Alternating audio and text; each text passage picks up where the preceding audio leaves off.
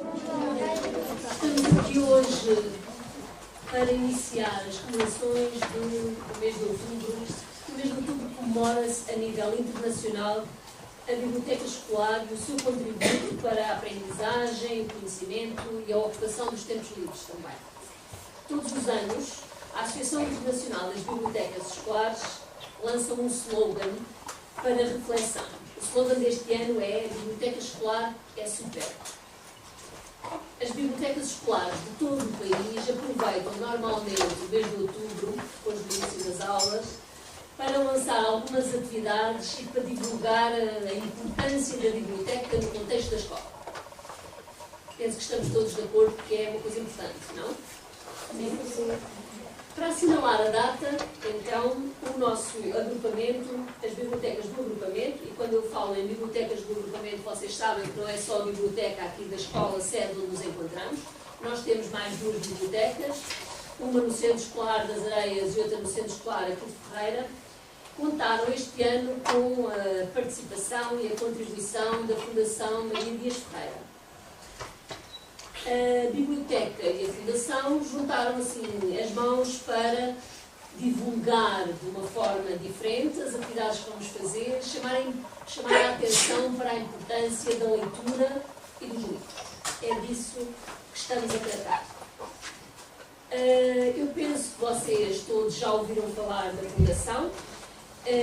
A Fundação é importante para promover e tem promovido, digamos, o conhecimento, tem desenvolvido diversas iniciativas e participa em várias atividades e é sensível à preservação do nosso património. Quando eu falo do nosso património, falo do nosso património cultural.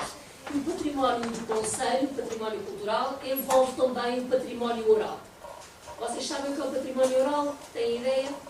O património oral é aquilo que se transmite oralmente, de boca a boca. São as histórias, são os ditados, são as lendas. É aquilo que vai passando de geração em geração. E para preservar esse património é preciso escrevê-lo. E a Fundação teve a ideia luminosa de fazer uma coleção de livros baseada nas lendas do nosso concelho. E aliamos assim duas coisas: o ler, o prazer do ler e da leitura, e o guardar essas histórias de uma forma escrita para que não desapareçam.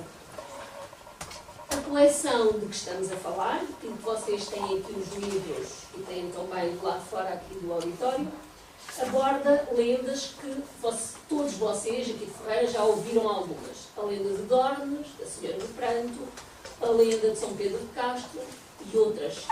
As lendas falam de coisas assim sempre fantásticas, não é? De louras encantadas, de fantasmas às vezes, de ruídos, de coisas, já estou a ver os olhos a sorrir. Assim conseguimos juntar estas duas coisas e temos hoje connosco para nos falar delas de uma forma fantástica também, aqui, o escritor José Fanha, que tomou à sua responsabilidade contar-nos uma dessas histórias. É disso então que vamos ouvir falar. A Manuela vai apresentar o escritor e depois vamos partilhar essa história, está bem? Olá, bom dia. Vocês sabem, porque às vezes eu digo nas aulas para vocês fazerem pesquisas. Pesquisas é investigar coisas. Eu tive que ir investigar sobre a vida do professor José Fanha, professor, arquiteto, escritor, poeta, trovador. E então encontrei um texto escrito pelo próprio que me dispensa de estar aqui a dizer coisas, porque é um texto tão bonito, tão especial, em que o próprio José Fanha se apresenta, que eu acho melhor, que eu optei por ler o texto, que são as suas palavras. Então faz conta que eu agora sou eu. Nasci no dia 19 de fevereiro de 1951, no segundo andar de um prédio no meio de Lisboa. Vivi os meus primeiros anos com a minha avó Berta Emília, que me contava muitas histórias verdadeiras e inventadas e que me passou o vício bom de ler e de escrever. Hoje, passados muitos anos, Continuo a precisar de ler e escrever, tanto como de ar para respirar. Passados muitos anos, este texto foi escrito há 10 anos atrás. Esperamos que ainda faça sentido. Estudei dos 10 aos 17 no colégio militar, que é um colégio interno. Andava fardado, tinha que marchar para um lado e para o outro, e além das aulas fazia muito exercício físico e desporto e só saía aos fins de semana. E comecei a escrever poesia e a perceber que a poesia era a língua que melhor me permitia falar de mim, a mim e aos outros. Com 18 anos estudava arquitetura e andava pela rua com o meu bigode comprido e o meu ar de bípolo cabeludo. Comecei nesse tempo a olhar à minha volta e percebi que estava a viver num país cinzento e triste, numa ditadura onde as pessoas não eram livres de falar e cantar e dançar. Os meus amigos sabem do que é que estamos a falar. Estamos a falar do 25 de Abril ou de antes do 25 de Abril, exatamente. A polícia prendia pessoas boas e às vezes até as torturava só pelas ideias que tinham. A forma que eu tinha de falar e protestar e sonhar era a minha poesia. A ditadura acabou no 25 de abril de 1974 e eu acabei o meu curso de arquitetura, mas pouco tempo fui arquiteto. Já tinha 23 anos e ainda não sabia o que é que queria ser quando fosse grande. E ainda hoje, só sei que quero continuar a ler e a escrever e que gostava um dia de ser palhaço no circo. Não sei se ainda é verdade. Bom, na minha vida fiz muitas coisas variadas e um bocadinho malucas. Fui jornalista, desportivo, desenhador, publicitário, ator, professor, etc. E tornei-me muito conhecido num concurso de televisão muito famoso que se chamava A Visita da Cornélia. Vocês logo, quando chegarem em casa, vão dizer à vossa avó, que mora lá na casa ao lado da vossa, sim, vão dizer à vossa avó que estiveram com aquele senhor, avó, não é mãe, é pai, avó, que estiveram com aquele senhor que entrava na Visita da Cornélia. E há assim um bigode. E vocês vão ver que os vossos avós se vão lembrar. Escrevi textos para rádio, televisão, teatro, ópera e cinema. E, acima de tudo, continuo apaixonado pela poesia e por histórias. Gosto de as escrever, gosto de ir às escolas e às bibliotecas para ler poesia e contar histórias. Porque escrever histórias e a poesia, nós deitamos cá para fora e partilhamos com os outros as nossas dores, os nossos sonhos e as nossas alegrias. E essa partilha é o melhor que há na vida. E é por causa e é para esta partilha que temos então hoje aqui connosco o professor José Fanha e agora vamos então ao que interessa. Bem? Olá, muito boa tarde a todos. Pronto, tenho muito prazer em estar aqui por duas razões, por várias razões. Primeiro, gosto muito de estar com jovens nas escolas. Segundo, porque o desafio que a Fundação Ferreira da Silva fez, Maria Ferreira da Silva me fez, foi um desafio fantástico. Eu gosto muito. Há pessoas que julgam que as pessoas que querem precisam muito de inspiração. Quando eu vou às escolas há muitos meninos que dizem: onde é que o senhor vai buscar inspiração para as coisas que faz? E eu fico a pensar que às vezes as pessoas pensam que a inspiração é uma pombinha com diarreia que anda no céu e que só faz caganitas na cabeça dos escritores. Mas não é assim. Escrever é um ofício, é um trabalho, como qualquer outro. O escritor tem palavras, tem rimas, tem sentidos, tem significados, tem ideias, tem imagens, tem memórias, e é dessas coisas todas que crescem os textos, os poemas que nós fazemos. E fiquei muito feliz porque a Fundação Maria Ferreira da Silva me enviou a história original em 3 versões diferentes, porque há várias recolhas das histórias aqui da zona. Mandou-me aquela história contada de 3 maneiras diferentes. Depois mandou-me, determinaram qual era a época em que aquela história teria nascido e mandaram imagens das roupas dos camponeses naquele tempo, que seria século XIII, creio eu não estou a dizer as neiras por não, porque agora estou um bocadinho morto, não devia por aí, século XIII, não, é posterior, pronto. É uma história, de qualquer maneira, que tem uma coisa que ficou muito cá em Portugal, que é as lendas das Mouras encantadas. Vocês sabem que os muçulmanos, os árabes, os mouros, estiveram em Portugal durante 700 anos, ou 600, 700, foi muito tempo. Deixaram cá muita coisa. E os mouros daquele tempo eram uma civilização avançadíssima, era talvez a mais avançada da época. Eram mouros e árabes os melhores médicos, os melhores astrónomos, os melhores poetas. Era fantástico. E mesmo há vários grandes poetas árabes nascidos em Portugal, em Beja, em Sils, etc., no sul de Portugal. E ficaram, da passagem dos mouros por aqui, ficaram lendas, histórias, coisas que têm a ver com a tradição dos mouros. E ainda hoje há histórias que vão ficando, que é a Moura Encantada. Lá no alto do mundo está uma Moura Encantada. Lá dentro da pedra, nesta história, há uma Moura Encantada dentro do rochedo. E o rochedo abre-se para a heroína da história entrar e ir ajudar a Moura Encantada que está no fundo. E a Fundação mandou-me as 3 histórias, 3 versões da história, mandou-me a maneira como os camponeses vestiam naquela altura e mandou-me outra coisa, como isto se passava no campo. Mandou-me uma descrição de todas as plantas aqui assim desta zona. As árvores, as flores, as plantinhas, as ervas. E eu fiquei, a olhar para aquilo, fiquei fascinado. Que isso? Uau! Coisa maravilhosa. E quis logo meter as plantinhas todas e as ervas com nomes muito sonoros, muito bonitos. Bom, e depois fiquei uma data de tempo a olhar para aquela história e a pensar, mas a história já aqui está, o que é que eu vou fazer mais? É preciso voltar a contá-la. Porque isto, cada pessoa conta as coisas à sua maneira. Aquilo que a professora esteve a falar, que é a tradição oral. A tradição oral são as histórias que vão sendo passadas à lareira, muitas vezes no inverno, com as pessoas mais velhas que sentam à lareira e começam a contar uma história. Começavam de antes, no tempo em que as pessoas eram analfabetas. Eram analfabetas, mas se calhar sabiam muito mais coisas do que muitas das pessoas que estão hoje na televisão.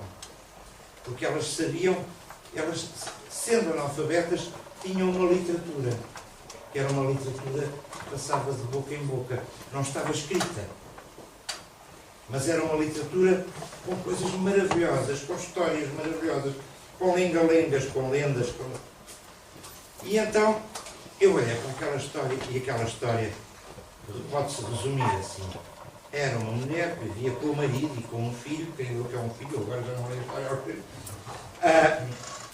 que todos os dias sobe ao monte para ir apanhar lenha e volta para baixo com a lenha toda à cabeça, um monte enorme de lenha, para pôr a lenha na lareira, para aquecer a lareira e para pôr a lenha no chão do estábulo dos animais, das vacas.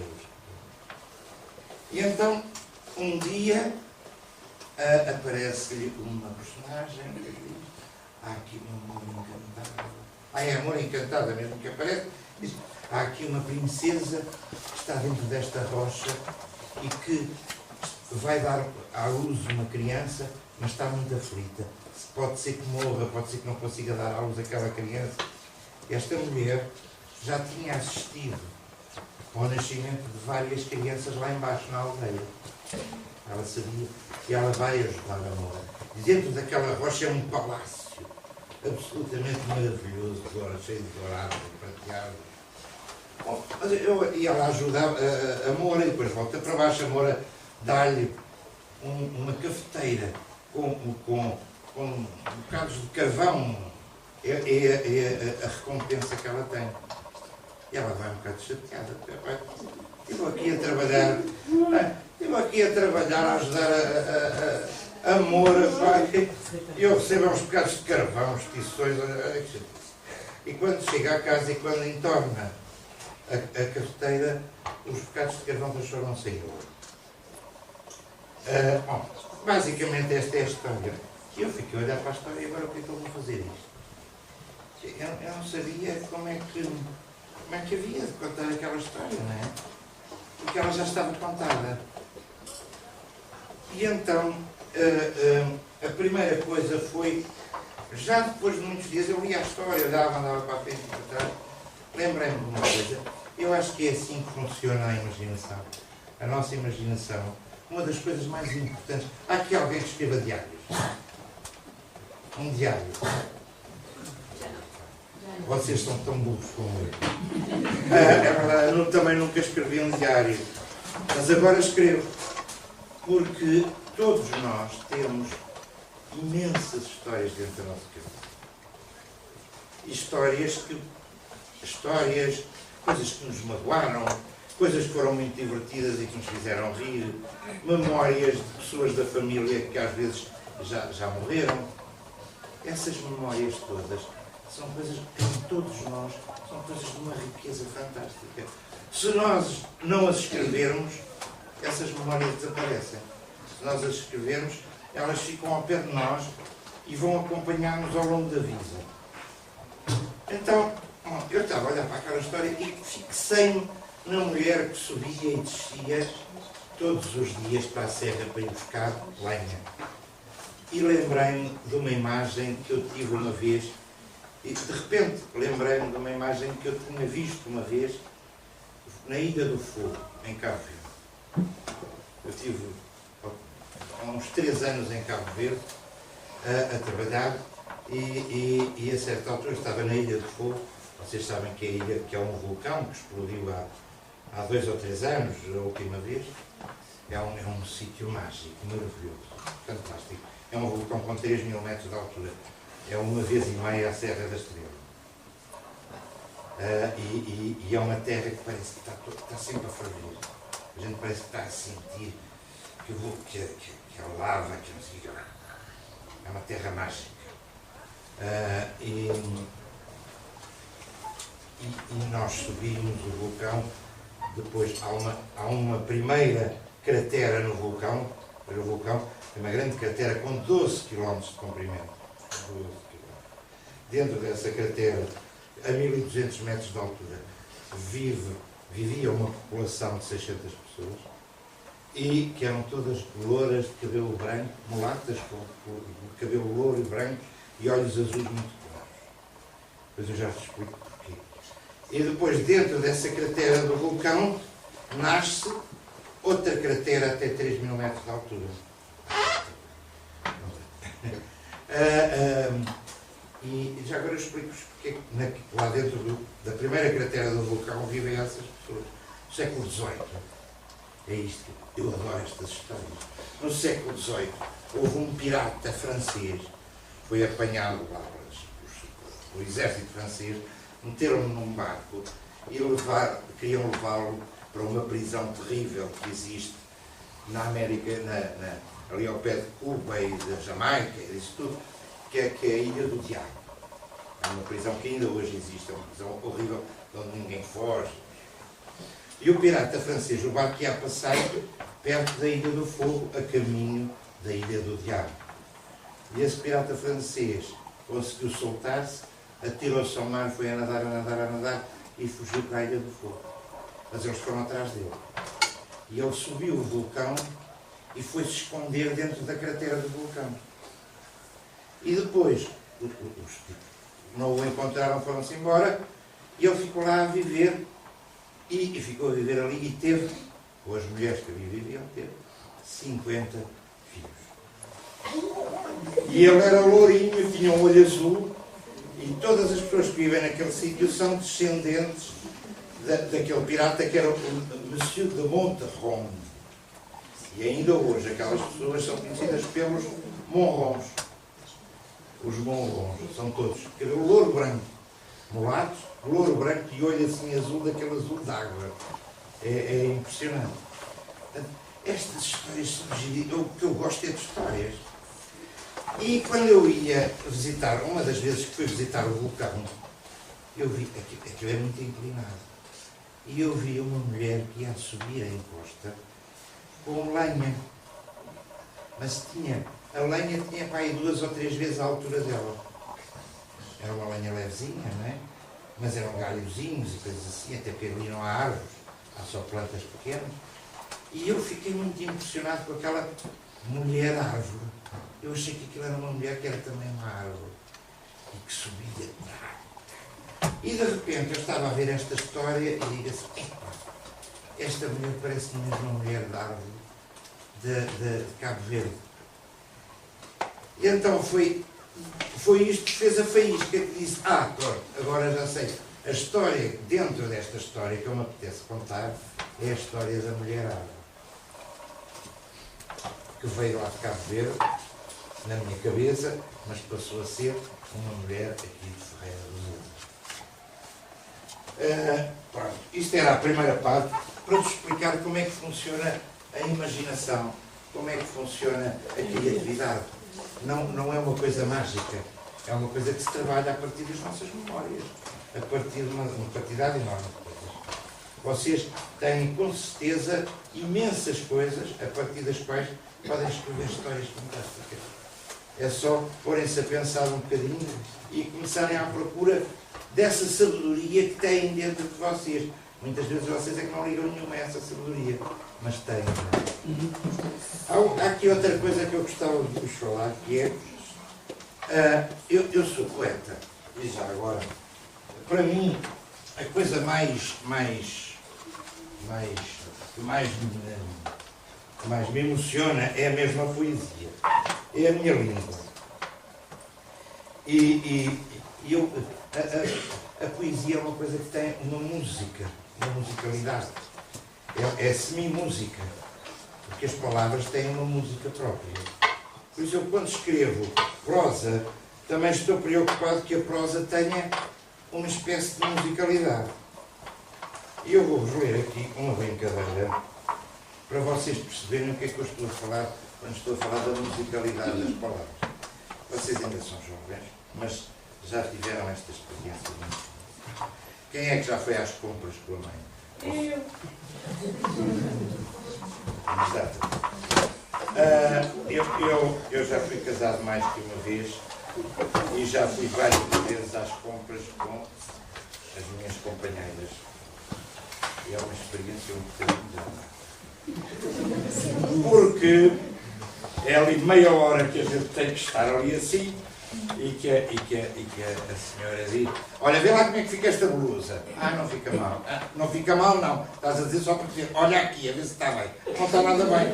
Vou provar. Eu vou experimentar outra. Então, lá vem outra. Então, está bem? Não, agora já está bem, não há. Mas esta cor não fica bem com o casaco. Vem outra, e vem outra, e vem outra.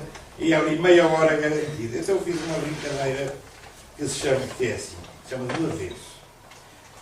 E que eu acho que é quase que uma cantiga sem música. Veste do avesso, veste do direito, mesmo junto à perna fica bem ao peito. Anca aconchegada, nem largo, nem estreito, estilo modernaço, fica perfeito. Veste do avesso, veste do direito.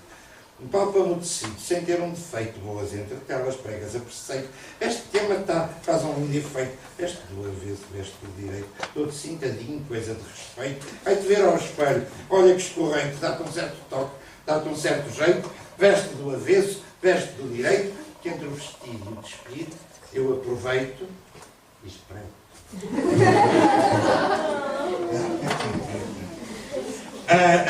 Mas a prosa também pode ter música, é um outro tipo de música. Eu, por exemplo, eu aconselho muito todos os jovens a lerem em voz alta. Ler em voz alta a gente descobre coisas que o som. Eu acho que a poesia, a gente para entender a poesia, entender com o coração. Não é com o cheiro. Em quantos versos é que tem o Sr. Camões, não sei o quê.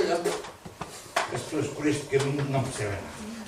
Têm que perceber e a dizer os poemas em voz alta. Olha, há um senhor que nasceu aqui ao pé há 600 anos. Escreveu um dos mais belos poemas de sempre da língua portuguesa. Era o João Ruiz de Castelo Branco. Há 600 anos. A poesia portuguesa foi sempre, desde sempre, uma coisa maravilhosa.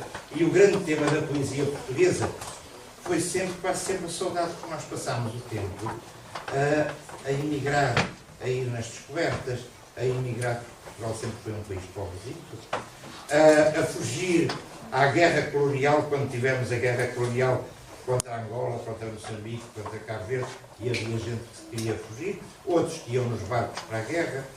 Havia os que fugiam para não serem presos pela polícia política do tempo de Salazar, para não serem torturados. Portanto, sempre os portugueses foram para fora. E foram para a saudade da mulher, dos filhos, da mãe, do pai. Diz, querida. Qual foi o livro que você disse que se chamava um escritor que nasceu aqui perto?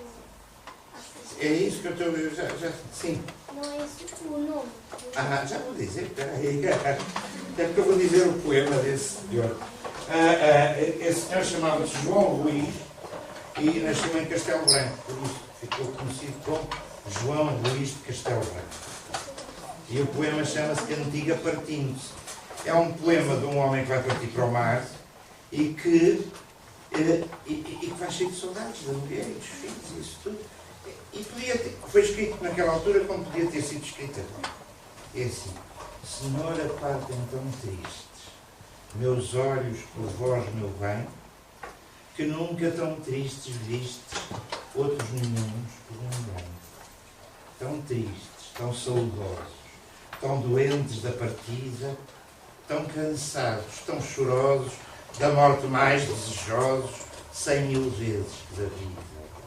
Partem tão tristes os tristes, tão fora de esperar bem, que nunca tão tristes vistes outros nenhuns por ninguém.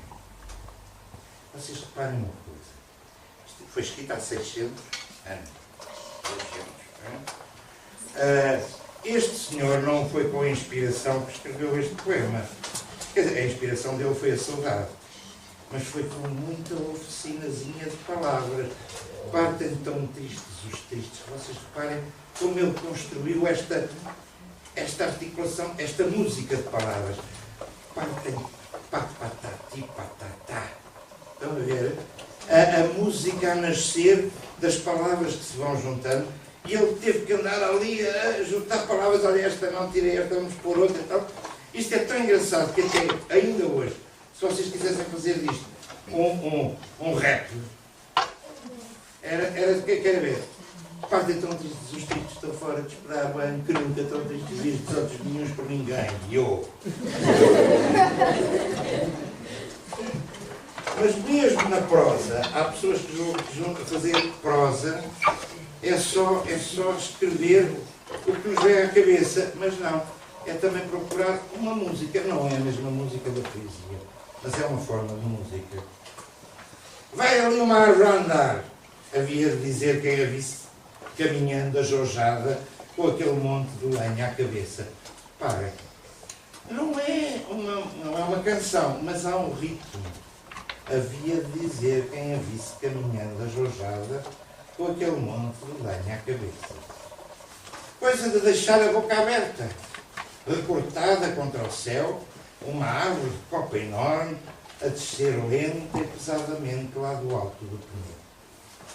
Braçadas e mais braçadas, ramos e raminhos de carrascos, carvalhos, pinheiros, azinheiras e sei lá que mais, a fazer 2 ou 3 vezes a altura de um vivente. Cá estão as árvores que eu aprendi com as coisas que aquela menina, onde é que ela está, me mandou, já não sei. Que me mandou a descrição. Portanto, isto fiquei a saber que os carrascos, os carvalhos, os pinheiros, as azinheiras são plantas, árvores que existem aqui muito nesta zona. E é isto que vai ajudar a dar verdade à história. É com os elementos que nos dão a fotografia mesmo do sítio de que a gente está a falar. Uma molhada e tanto, que a Genoveva ia colher todas as semanas. E quando voltava para baixo, com aquilo tudo à cabeça, parecia que pelos caminhos seguia lentamente uma árvore, de ramadas tão largas que até tapavam o sol. E está aqui assim, vamos ver, a senhora com a árvore à cabeça, a mulher árvore. E eu gostei muito desta ideia, sabem porquê? É porque eu sou um pai muito, sou um pai muito pai. Tenho 3 filhos. e preocupa. Sou daqueles pais. Eu gostei muito de mudar fraldas quando eles eram pequenos. Gostei de tratar dos meninos. Acho que um pai, para ser pai, tem que saber fazer essas coisas. Não são só as mães. E esta mulher que vai buscar a lenha para trazer calor à família, para trazer lenha para a lareira. Isto é um ato muito bonito, muito belo. Não é só, toma lá a lenha, toma lá. Não é que agora tenho que ver o Benfica Sporting. Não é assim. Ela vem trazer que é para os filhos estarem quentinhos, que é para o marido estar quentinho. Portanto, é um ato que nós temos que olhar com carinho, com respeito. Como as vossas mães, como alguns dos vossos pais. Há pais que são mais pais, há pais que são menos pais, não é? Mas a mãe está sempre preocupada com a roupa, com a camisola. Olha lá, meu filho, não vais com isso que já está sujo, veste lá outra camisola. Isto é um carinho tão grande, não é? A gente só percebe, o meu bigode deixa cair imensas nódoas. É assim, a comer sopa então é um desastre. Eu cada vez posso ao restaurante tenho que pôr um babete. Já chego ao restaurante e peço, arranja-me um babete. Porque o bigode cai-me sempre a sopa. E eu gosto muito de sopa. Aliás, eu sou diabético e tenho mesmo que comer sopa. Que e estão sempre as pessoas a dizer, epá, está cheio de nódoas. E já não tenho uma mãe que me diga, olha, vai vestir outra camisola que essa já não está boa. Não é? Isso é tão bonito, é tão doce ter essa mãe que se preocupa connosco, com as nódoas ou com o calor. Quando está frio, quando chegamos ao inverno, como agora estamos a caminho, e de repente também vai se preocupar que a gente não esteja com frio, tenha calor, que a sopa esteja quente, etc. E isso também me deixou pensar, olha, esta mulher, eu fiquei a gostar muito desta mulher. Achei que não era como a minha mãe, mas simbolicamente era como a minha mãe. Ao atravessar a ribeira da Cabrieira, Genoveva, tinha que fincar os pés bem fincados nos pedregulhos escorregadios que rasgavam a corrente, senão escorregadelas às traspas, era mergulho garantido. Depois, nem Deus nem o demo, eu devo dizer que, olha, por exemplo, eu tenho duas filhas que agora têm 18 e 20 anos e que os meus amigos dizem que eu sou um ditador. Porque eu já estive com 46 anos. E não são filhas da barriga, são filhas adotadas. E eu tornei-me num ditador, eu já não via televisão e acabei mesmo com a televisão lá em casa. E elas foram educadas, sobretudo a ler e não à noite. A seguir ao jantar era para ler. Vocês vão dizer, ai, como é que é possível viver sem televisão? Mas é bestial, porque as histórias dos livros são normalmente muito melhores que as histórias da televisão. Eu percebi isso muito pequenino, porque a minha avó me lia muitas histórias. E ainda hoje, por exemplo, hoje de manhã, eu acordo sempre meia hora mais cedo do que é possível e fico meia hora a tomar café e ler. Então hoje acordei às 7 e pouco da manhã, estive meia horinha a ler calmamente e depois é que me vim embora para vir para aqui andar 160 km para chegar aqui. E por acaso tive sorte porque acabei de ler um livro que já estava doidinho por acabar.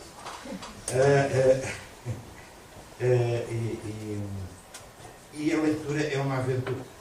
Eu vou-vos explicar, a leitura e a escrita, eu vou-vos contar uma coisa. Eu nunca vivi com o meu pai. O meu pai era militar, um militarão. E muitas vezes também, deixem-me dizer uma coisa, vocês às vezes não têm hábitos de leitura porque a vossa família não tem hábitos de leitura, não é? Portanto, pá, em casa é natural que numa casa onde haja muitos livros as pessoas estejam mais habituadas a ler. Se virem o pai a ler normalmente os livros, é natural que os meninos leiam mais. Mas os meninos podem ir mais longe que os pais. Podem crescer mais que os pais. Isto eu vinha-vos contar uma coisa, não é só a leitura, também a escrita. o meu pai era militar. E eu nunca vivi com ele. Ele estava em África, vinha cá de vez em quando, 2 em 2 anos, levava-me a almoçar e pronto, estava o assunto armado. Portanto, eu praticamente nunca vivi com ele, conheci-o muito mal. Só tive um momento em que fiquei muito feliz, mas a princípio foi horrível. O meu pai um dia tinha-se separado da segunda mulher e era coronel do exército.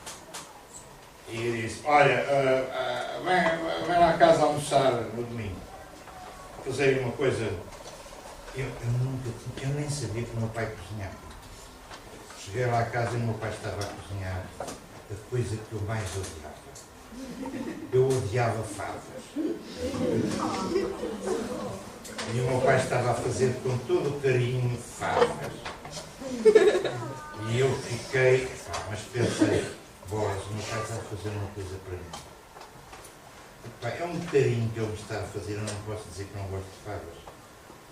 Mas é que preparei-me para fazer um grande esforço e comer as favas. Não sei porquê, sei que as favas estavam tão boas, tão boas, tão boas. Não sei se eram as favas que estavam boas, se era aquela coisa maravilhosa de ver o meu pai, com quem eu nunca tinha vivido, a fazer uma coisa só para mim. Agora as favas são talvez o principal petisco da minha vida. São maneiras de nós aprendemos a gostar, às vezes pela mão de alguém. Por exemplo, eu nunca fui nunca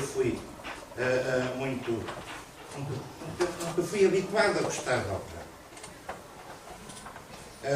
E depois tive uma amiga que gostava muito de ópera. Anda, vamos à ópera, que é uma ópera linda. E ela foi-me explicando a ópera, de tal maneira que às 2 por 3 eu passei a gostar de ópera. Por exemplo, eu pratiquei quase todos os desportos.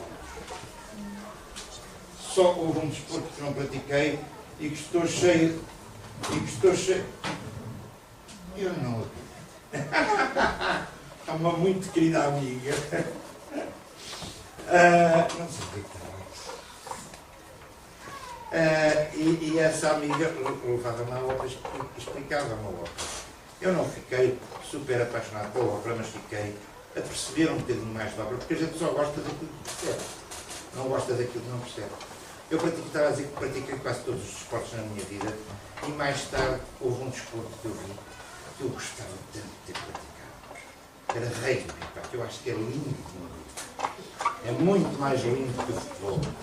Tenho tanta pena, mas depois, quando percebi isso, já tinha 40 quilos e 8... Não, 40 quilos, não, 40 anos e quase 90 quilos. E já não dava muito para jogar rugby. Mas há coisas que a gente tem que fazer e tem que fazer enquanto tem a vossa idade.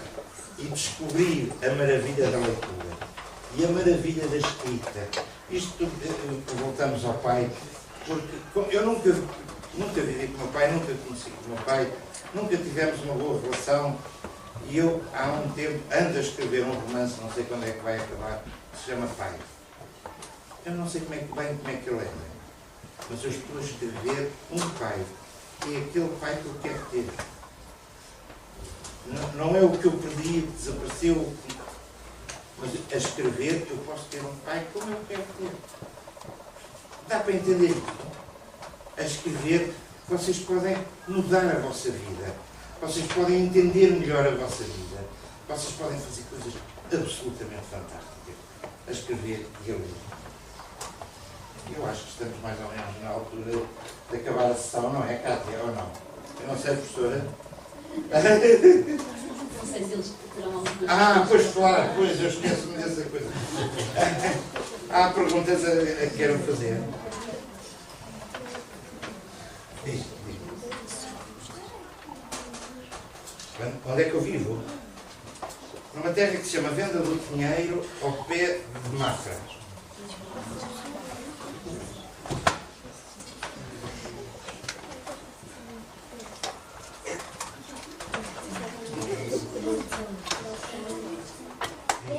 O que é que quer quando for ser grande?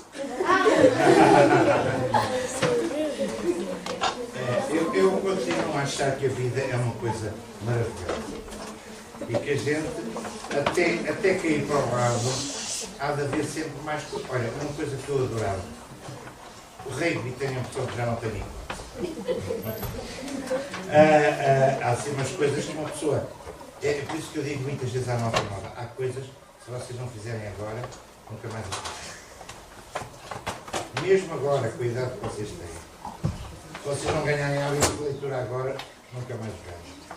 Se vocês não jogarem rugby agora, nunca mais jogam. Se vocês não aprenderem a tocar clarinete, é um instrumento que eu adorava aprender a tocar. Clarinete. E descobri que há um realizador de cinema, que é o Woody Allen, que toca clarinete todas as quintas-feiras num restaurante em Nova Iorque. E gosta tanto de tocar clarinete e é tão maluco que um dia recebeu o Oscar para melhor filme e disse que não podia receber porque era o dia de tocar clarinete. Está assim coisa. Eu gostava muito de ser palhaço. Eu já fui uma vez palhaço. Como os palhaços do nariz, não é do nariz vermelho, é do nariz verde. Há várias equipas de palhaços que vão aos hospitais. É uma experiência fantástica. Ir trabalhar para meninos, às vezes, muito doentes, muito com doenças terminais e coisas assim. E a gente conseguiu, e é claro que os meninos não estão deprimidos, estão chateados, e a gente conseguir ir lá e ver aquilo que eles oferecem, fazer uma série de palhaçadas bem feitas, não é como o presidente do Sporting, coisas a sério. E começar a ver os meninos.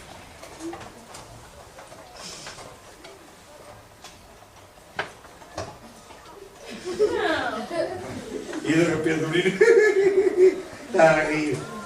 Nem que seja 5 minutos de um menino ficar a rir, é uma festa fantástica. Por isso eu acho que ser palhaço. E gostava muito um dia de estar num circo, para ser palhaço num circo. Mas há outras coisas que gostava de fazer, gostava de aprender. Esta coisa do aprender clarinete, eu vou-vos explicar porque é que há coisas que vocês, se não fizerem agora, nunca mais fazem. Há um grande amigo meu, músico, a quem eu disse, eu tenho a vida muito ocupada, mas já escrevi na agenda, quando tiver 80 anos, vou aprender a tocar clarinete. E ele disse, não vais nada. Não vou porque aos 80, para tocar um instrumento de sopro, é preciso ter alguma elasticidade nos pulmões. E aos 80 anos já não tens elasticidade que chegue para começar a tocar um instrumento de sopro.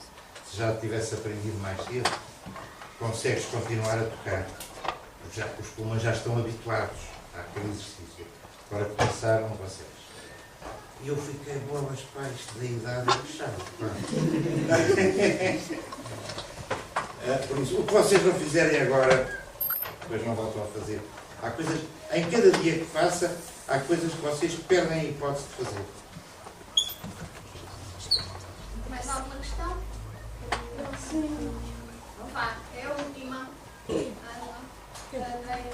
Pode dar um autógrafo? Pode sim, senhora. Eu acho que então vamos encerrar.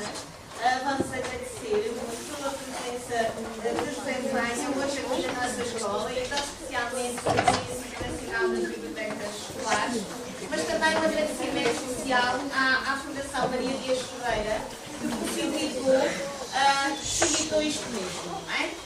Eu espero que vocês transmitam aos vossos familiares lá em casa esta ideia da Fundação, da coleção das lendas e narrativas do Conselho de Feira de Viseu, porque certamente vai haver muita gente interessada em conhecer melhor as lendas do nosso Conselho e, portanto, e se quiserem, certamente poderão adquirir os livros depois aqui na nossa biblioteca.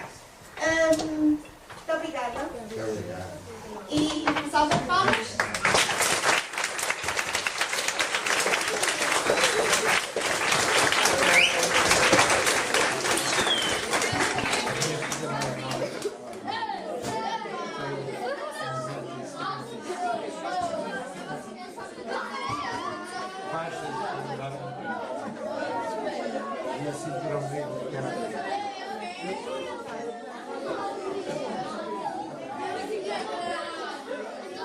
Como é que é a cidade?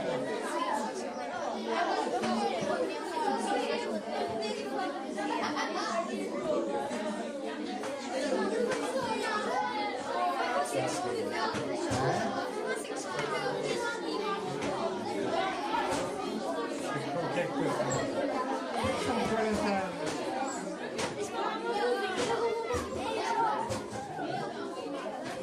E aqueles todos que ali estão também.